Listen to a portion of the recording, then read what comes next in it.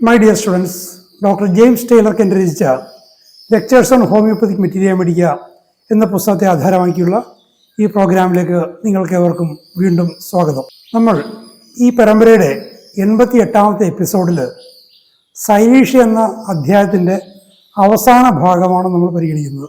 അതിൻ്റെ 9ാമത്തെ പാർട്ട്. ഈ അവസാന ഭാഗത്തും ഈ അധ്യായത്തിലെ ഓരോ വരിയിലും സൈനീഷ്യയെക്കുറിച്ചുള്ള വളരെ വിലപ്പെട്ട അറിവുകളാണ് കെന്റ് പങ്കുവച്ചുകൊണ്ടിരിക്കുന്നത്. അതിൻ്റെ അവസാന ഭാഗം നമുക്ക് വിശദമായിട്ട് ശ്രദ്ധിക്കാം. The Cynetia cough is a dangerous one. The remedy suits the early stage of phthisis when the lung is not extensively involved. It suits a cough of catarrh character when the symptoms agree. സൈനീഷ്യയുടെ ചുമ വളരെ അപകടം പിടിച്ചൊരു ചുമയാണ്. അത് ക്ഷയരോഗത്തിൻ്റെ പ്രാഥമിക ഘട്ടങ്ങളിൽ അത് വളരെയധികം ഉപകരിക്കും. അതിൻ്റെ ലേറ്റർ സ്റ്റേജസിൻ്റെ അപകടത്തെക്കുറിച്ച് നേരത്തെ പറഞ്ഞു. ട്യൂബർക്കുലർ ഡെപ്പോസിറ്റ് അധികമായി കഴിഞ്ഞാൽ വളരെ അപകടകരമായ ന്യൂമോണിയ വരാൻ സാധ്യതയുണ്ട്. ഏർലി സ്റ്റേജസിൽ ഉപകരിക്കും. ലങ് കൂടുതൽ ഇൻവോൾവ് ആയിട്ടില്ല എങ്കിൽ അപകടകരമല്ലാത്ത തരത്തിൽ അത് ഹീൽ ചെയ്യും. അതെങ്ങനെയാണ്?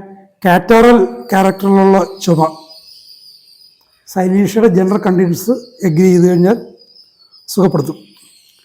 If there is a small abscess in the lung with no tendency to heal, it brings about repair, causes contraction of its walls. ട്യൂബർക്കുലോസിൻ്റെ ഭാഗമായിട്ട് ചെറിയൊരു ഹോളെ ലങ്ങിൽ ഉണ്ടായിട്ടുള്ളതെങ്കിൽ അതിന് ഹീൽ ചെയ്യും. എക്സ്റ്റൻസീവ് ആയിട്ടുള്ളൊരു ഡാമേജ് ഇല്ലെങ്കിൽ ഹീൽ ചെയ്യും. Inveterate case of catarrh of the chest with asthmatic wheezing over exertion. Asthmatic wheezing ഉള്ള വല്ലാത്ത വളരെ കഠിനമായ കാറ്ററൽ കണ്ടീഷൻ, ചെസ്റ്റിലെ കാറ്ററൽ കണ്ടീഷൻ, ഒരു തരത്തിലും കൈകാര്യം ചെയ്യാൻ പറ്റാത്ത ചെസ്റ്റിലെ കാറ്ററൽ കണ്ടീഷൻസ്, അത് ആസ്മാറ്റിക് വീസിങ് കൂടിയുള്ളതിനെ സുഖപ്പെടുത്തും. ഓവർ എക്സേർഷൻ കൊണ്ട് വരുന്നത്. After violent exertion and overheating, gets in a draft or takes cold from a bath, becomes chilled. അപ്പോൾ ഓവർ എക്സേർഷൻ കൊണ്ട് ശരീരം ചൂടാകുക, അല്ലെങ്കിൽ ഒരു കാറ്റടിച്ചിട്ട് തണുക്കുക, കുളിയിൽ നിന്ന് തണുക്കുക, അങ്ങനെയൊക്കെ വരുമ്പോൾ ഉണ്ടാകുന്ന കുളിര് ബാധിക്കുന്ന ഒരവസ്ഥ. Humid asthma, course rattling, the chest seems filled with mucus, seems as if he would suffocate. അതായത് ശ്വാസം മുട്ടുമെന്ന് തോന്നിപ്പോകുമാറ് കഫം വന്ന് ചെസ്റ്റിൽ നിറഞ്ഞിരിക്കുന്നൊരവസ്ഥ. ഹ്യൂമിഡ് ആസ്മ, വല്ലാത്ത rattling sensation. Especially the asthma of old psychotics or in children of psychotic parents. പഴകിയ സൈക്കോസിൻ്റെ അവസ്ഥയിൽ, സൈക്കോട്ടിക്കായ പാരൻസിൻ്റെ മക്കളുടെ അവസ്ഥയിൽ, അപ്പം അങ്ങനെയുള്ളവർക്കുണ്ടാകുന്ന ആസ്മ. It's competes with natural self in such cases.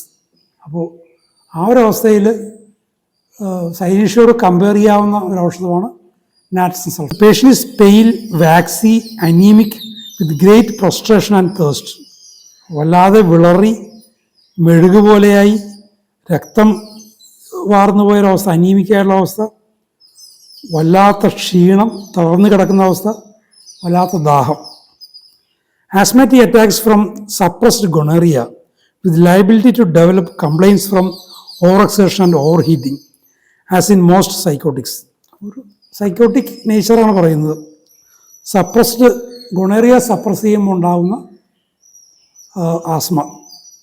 Asthmatic troubles, അപ്പോൾ ആ ഒരു സൈക്കോട്ടിക് ടെൻഡൻസിയാണ്. ഓവർ ഹീറ്റിംഗ് കൊണ്ടും ഓവർ എക്സേർഷൻ കൊണ്ടും ഉണ്ടാകുന്ന പ്രശ്നങ്ങൾ. Dry teasing cough with hoarseness, threatening tuberculosis of the larynx, peculiar cracked voice from thickening of the laryngeal mucous membrane or tubercular involvement, soreness of the chest threatening miliary tuberculosis with aggravation from cold and amelioration from warm drinks. അപ്പോൾ വല്ലാത്ത ഹോഴ്സ്നെസ്സിനോടുകൂടിയുള്ള teasing കോഫ്, ലാരിങ്സിൽ ഒരു tubercular ബാധയുടെ ഒരു സാധ്യത, cracked voice, വല്ലാതെ ഒരു പൊട്ടി വരുന്നൊരു വോയിസ്, വല്ലാത്തൊരു അപശബ്ദം ഉണ്ടാകുന്ന വോയിസ്, ഈ ലാരിഞ്ചൽ മ്യൂക്കസ് മെംബ്രെയിന് കട്ടിയായിട്ട് അതിന് സോളിഡിഫൈ ചെയ്യുമ്പോൾ ഉണ്ടാകുന്ന തരത്തിലുള്ള ശബ്ദവ്യത്യാസം, കോൾഡ് കൊണ്ട് അഗ്രവേഷൻ, വാം ഡ്രിങ്ക്സ് കൊണ്ട് അമീലറേഷൻ, ഈ ഒരു condition. Pulmonary affections in stone cutters, കല്ലുവെട്ട് തൊഴിലാളികളിലുള്ള ലങ്സിൻ്റെ പ്രശ്നങ്ങൾ. കല്ല് വെട്ടുമ്പോൾ കല്ലിൻ്റെ പൊടി അത് സിലിക്കായിട്ട് തന്നെ പോയി ചെസ്റ്റിൽ ഡെപ്പോസിറ്റ് ചെയ്തിട്ട് ഉണ്ടാകുന്ന പ്രശ്നങ്ങൾ. ഇത്തരം പ്രശ്നങ്ങളെ പരിഹരിക്കാൻ മറ്റ് തരത്തിൽ മാർഗങ്ങളില്ല, മറ്റു തരത്തിൽ അലോപ്പതിയിൽ മാർഗങ്ങളില്ല. ഇങ്ങനെയുള്ളൊരു വല്ലാത്തൊരു ഡിഫിക്കൽട്ട് കേസുമായിട്ട് എനിക്ക് ഇടപഴകേണ്ടി വന്നിട്ടുണ്ട്. അന്ന് പരിചയമുള്ള വിദഗ്ധരായ അലോപ്പതി ഡോക്ടർമാരെ കാണിച്ചു. അവർ പറഞ്ഞത് ഡെപ്പോസിറ്റ് ചെയ്തതിന് പുറത്ത് കളയാൻ പറ്റില്ല. ഇപ്പോൾ എനിക്ക് തോന്നുന്നു ട്യൂബ് കടത്തിയും മറ്റുമൊക്കെ ലങ്ങിനെ ക്ലീൻ ചെയ്യുന്ന വളരെ സോഫിസ്റ്റിക്കേറ്റഡുള്ള യന്ത്രങ്ങൾ ഉണ്ടെന്ന് തോന്നുന്നു. പക്ഷെ പഴയ അവസ്ഥയിൽ അത് സാധിക്കില്ലായിരുന്നു. പക്ഷേ ആ പേഷ്യൻറ്റിന് സൈലീഷ്യ കൊണ്ടാണ് സുഖപ്പെടുത്തിയത്. ചുമച്ച് കഫത്തിലൂടെ ഒരു 2 ആഴ്ച കഫമൊക്കെ പോയി കഴിഞ്ഞപ്പോൾ ജസ്റ്റ് ക്ലിയറായി അയാളുടെ. The fine dust causes chronic irritation. Silicea establish suppuration and throws off these particles of stone. അപ്പോൾ ഈ പറയുന്നതാണ് അവിടെ സംഭവിച്ചത്. Expectoration profuse, fetid, green, purulent only during the day, viscid milky, acrid mucus, at times pale, frothy blood. വല്ലാത്ത ഒത്തിരി തരത്തിലുള്ള expectation ഉണ്ട്. Profuse, ഫെറ്റിഡ്, ദുർഗന്ധമുള്ളത്, പച്ചനിറം, പ്യുർലൻ്റ്, പകൽ സമയത്ത് മാത്രമുള്ളത്, വിസിഡ്, മിൽക്കി, ആക്രിഡ് മ്യൂക്കസ്, അതിൽ വരുമ്പോൾ വല്ലാത്ത കയ്പും മറ്റൊക്കെ തോന്നുന്നത്, ചില സമയത്ത് പെയില്, ഫ്രോത്തി ബ്ലഡ്. മ്യൂക്കസിൻ്റെ ഒട്ടല്ലാത്തരം മോശമായ അവസ്ഥകളും സൈലീഷ്യ നമുക്ക് കാണാൻ പറ്റും. Chronic tendency for colds to settle in chest and brings on asthmatic symptoms. തണുപ്പ് പോയി ചെസ്റ്റിൽ ബാധിക്കാനുള്ളൊരു ക്രോണിക് ടെൻഡൻസി ഉണ്ട്. തണുപ്പടിച്ച ചെസ്റ്റിൽ ബാധിക്കുക എന്ന് പറയുന്നത് ക്രോണിക് ടെൻഡൻസി. അത് സൈലീഷ്യയിൽ കവർ ചെയ്യുന്നതാണ്. അത് ആസ്മാറ്റിക് സിംറ്റംസ് ഉണ്ടാക്കും. Chronic bronchitis, inflammation of the lungs with suppuration. Cilicia especially suits the later stage of pneumonia and the old chronic complaints following pneumonia. അപ്പോൾ ന്യൂമോണിയയുടെ ഡെവലപ്പ് ചെയ്ത അവസ്ഥകൾ, ന്യൂമോണിയ കഴിഞ്ഞുള്ള ആഫ്റ്റർ എഫക്ട്സ്, ഇത്തരം അവസ്ഥകളെ സൈലീഷ്യ വളരെ വിശേഷപ്പെട്ട രീതിയിൽ മാനേജ് ചെയ്യും. സ്ലോ റിക്കവറി ആഫ്റ്റർ ന്യൂമോണിയ, ന്യൂമോണിയയ്ക്ക് ശേഷമുള്ള വളരെ സാവകാശമുള്ള റിക്കവറി. അപ്പോൾ അതിൽ കമ്പയർ ചെയ്യാൻ കുറച്ച് പറഞ്ഞിട്ടുണ്ട്. ലൈക്കോപോഡിയം, സൾഫർ, ഫോസ്ഫറസ്, കൽക്കേറിയ, ഇത്തരം ഔഷധങ്ങൾക്കും ഈ ഒരു ന്യൂമോണിയ എന്നുള്ള സ്ലോ റിക്കവറി ഉണ്ട്, സൈലീഷ്യ അടക്കം. Flushes, rattling in the chest, നെഞ്ചിൽ നേരത്തെ പറഞ്ഞത് തന്നെയാണ് റാറ്റ്ലിംഗ്, കഫം എന്ന് പറഞ്ഞിട്ട് rattling. Flushes in the face during the day, മുഖത്തിങ്ങനെ ചൂടിൻ്റെ ഇങ്ങനെ ചുട്ടുനീറ്റിലെ പോലുള്ള അനുഭവങ്ങൾ. അക്കാര്യത്തിൽ സൾഫർ, സെപ്പിയ, ലാക്കസിസ്. ഫേസിൽ പകൽ സമയത്ത് മുഖത്തെ ഫ്ലഷസിന് സൾഫറും സെപ്പിയയും ലാക്കസിസും കമ്പയറേഷൻ പറയുന്നുണ്ട്. Rattling like ant tart, flushes like sulphur lycopodium. റാറ്റ്ലിങ്ങിൻ്റെ കാര്യത്തിൽ ആൻറ്റിടാർട്ടുമായിട്ടും ഫ്ലഷസിൻ്റെ കാര്യത്തിൽ സൾഫറും ലൈക്കോപോഡിയമായിട്ടും സൈലീഷ്യക്ക് കമ്പാരിസൺ ഉണ്ട്. തൈസിസ്, thick yellow green fetid sputa, more pronounced coldness than calcarea and head sweat, pains in the lungs, sore lungs, stitches. അപ്പോൾ ക്ഷയത്തിൻ്റെ പ്രശ്നങ്ങളാണ്, ക്ഷയരോഗത്തിൻ്റെ പ്രശ്നങ്ങളാണ്. തിക്ക് യെല്ലോ ഗ്രീൻ ഫെറ്റഡ് സ്പ്യൂട്ട, ചുമച്ച് തുപ്പുമ്പോൾ തിക്കാണ്, മഞ്ഞ നിറമുള്ളതാണ്, ഗ്രീനാണ്, അപ്പോൾ യെല്ലോയിഷ് ഗ്രീനും വരും, വളരെ ദുർഗന്ധവും ദുർരുചിയുള്ളതാണ്. അപ്പോൾ ഇതിൻ്റെ കാര്യത്തിൽ കൽക്കേറിയമായിട്ട് കമ്പാരിസൺ ഉണ്ട്. പക്ഷേ കോൾഡ്നെസ് കൂടുതലാണ്, തണുപ്പിൻ്റെ ഓടുള്ള സെൻസിറ്റിവിറ്റി അത് കൂടുതലാണ്. തലയുടെ വിയർപ്പിൻ്റെ കാര്യത്തിലും കൽക്കേറിയേക്കാൾ കൂടുതലാണ്. പിന്നെ ലങ്സിൽ പെയിൻ, സോർ ലങ്സ്, സ്റ്റിച്ചസ്, കുത്തിയുള്ള വേദനകൾ. In the extremities we have inflammation of the periosteum. എക്സ്ട്രീമിറ്റീസിൻ്റെ നോക്കുമ്പോൾ അസ്ഥിയുടെ ആവരണത്തിൽ ഇൻഫ്ലമേഷൻ ഉണ്ട്. കോൺസ്, മുള്ളുകൾ പോലുള്ള സാധനങ്ങൾ വരുന്നുണ്ട്. അതിൽ ആൻറ്റി ക്രൂഡവും ഗ്രാഫൈറ്റീസുമായിട്ട് കമ്പാരിസൺ. കോൺസ്, അസ്ഥിയിൽ എല്ല് കോൺസ് വരുന്ന കാര്യത്തിൽ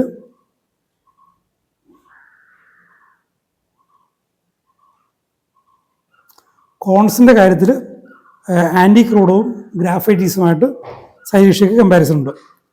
ഇൻഗ്രോയിങ് ടോയ്നെയിൽസ്, കാലിലെ തള്ളവിരലിൻ്റെ നഖം ഉള്ളിലേക്ക് വളരുന്നു. വിരൽച്ചിട്ടെന്നും കുഴിനഖമോ എന്നൊക്കെ പറയുന്ന അവസ്ഥ. സൈലീഷ്യക്ക് വളരെ വിപുലമായ പ്രയോഗസാധ്യതയുള്ളൊരു അവസ്ഥയാണത്. സാധാരണ മനുഷ്യർക്ക് വരുന്നതാണ്. പണ്ടൊക്കെ ഇത് വന്നു കഴിഞ്ഞാൽ അലോപ്പതി ഡോക്ടർമാരാണെങ്കിലും ആദ്യം കുറച്ചെന്തോ ഗ്ലിസറിനൊക്കെയാണെന്ന് പണ്ട് പ്രയോഗിക്കും, ഗുണമില്ലാതെ വരും, വല്ലാത്ത വേദന വരും, അവസാനം സർജറി പറയും, കീറി പഴുപ്പ് കളയാൻ പറയുന്ന അവസ്ഥയിൽ ഹോമിയോപ്പതിയിലേക്ക് പോയി കഴിഞ്ഞാൽ സൈലീഷ്യ അത് റൂട്ടീൻമാർ കൊടുത്തുകൊണ്ടിരുന്നതാണ്. പക്ഷേ സൈലീഷ്യ മാത്രമല്ല, മറ്റു ഔഷധങ്ങളിലൊക്കെ ഉണ്ട്. സൈലീഷ്യ കൊടുത്തു, അല്ലെങ്കിൽ ആ ഔഷധം കൊടുത്തു, വളരെ പെട്ടെന്ന് മാറി. ഈവൻ ബയോകെമിക്സ് കൊടുത്തും അതിനെ സുഖപ്പെടുന്നത് ഞാൻ കണ്ടിട്ടുണ്ട്. അപ്പോൾ സാധാരണ പ്രാക്ടീസിൽ ധാരാളം വരാനുള്ള സാധ്യതയാണത്. Ingrowing toenails, rheumatism of the soles of the feet, കാൽ വെള്ളയിൽ, കാലിലുള്ളടിയിൽ റുമാറ്റിസം, അതുകൊണ്ട് നടക്കാൻ പറ്റാത്ത അവസ്ഥ. അത് ഒത്തിരി ആളുകൾ, കുറച്ച് പ്രായമൊക്കെ ചെന്ന ഒരുപാട് ആളുകളെ ബാധിക്കുന്ന പ്രശ്നമാണ് കാലിലുള്ളടിയിലുള്ള ഈ റൊമാറ്റിക് പെയിൻസ്. അതിൽ ആൻറ്റിക്രൂഡും മെഡോർണം, റൂട്ട, ഈ 3 ഔഷധങ്ങളുമായിട്ടും സൈലീഷ്യക്ക് കമ്പാരിസൺ ഉണ്ട്. കാലിലുള്ളടിയിലുള്ള വേദന. Begins to sweat as soon as falls sleep. ഉണ്ടോ, ഉറക്കത്തിൽ വീണ് കഴിഞ്ഞാൽ, ഉറങ്ങിക്കഴിഞ്ഞാൽ വിയർക്കാൻ തുടങ്ങുക, ഒരു അസാധാരണമായിട്ട് വരുന്ന സംഭവം. അത് പൾസാറ്റില കുണിയം, സൈലീഷ്യക്ക് കമ്പാരിസൺ ഉള്ളത്. ഇനി epilepsy, aura in the solar plexus creeping in the chest and stomach.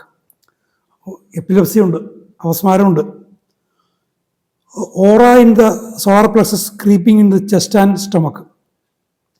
ഈ സോളാർ പ്ലക്സസ് എന്ന് പറയുന്നത് ഈ നാഭിയുടെ ഉൾഭാഗത്തുള്ള പൊസിഷനാണ്. ആ ഭാഗത്തുള്ള ചില ഈ അക്യുപ്രഷർ തെറാപ്പി പോലുള്ള ചില ചൈനീസ് ട്രീറ്റ്മെൻറ്റ്സിൽ വരുന്നതാണ് ഈ സോളാർ പ്ലക്സസ് ഒക്കെ.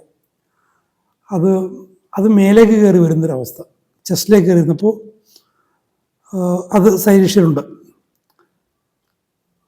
സൈലീഷ്യയെക്കുറിച്ചുള്ളൊരു വേറൊരു കമ്പാരിസൺ പറയുകയാണ്. കൽക്കേറിയ, പൾസാറ്റില, തൂജ, ഇത് 3നും സൈലീഷ്യ കോംപ്ലിമെൻ്ററിയാണ്. അപ്പോൾ ഇതോടുകൂടി സൈലീഷ്യ എന്നുള്ള അധ്യായം അവസാനിക്കുകയാണ്. ഒത്തിരിയധികം പ്രയോഗസാധ്യതയുള്ള, വളരെ വിലപ്പെട്ട, വളരെ ഡീപ്പായിട്ടുള്ള, വളരെ ലോങ് ആക്ടിങ് ആയിട്ടുള്ള ഒരു ഔഷധമാണ് സൈലീഷ്യ.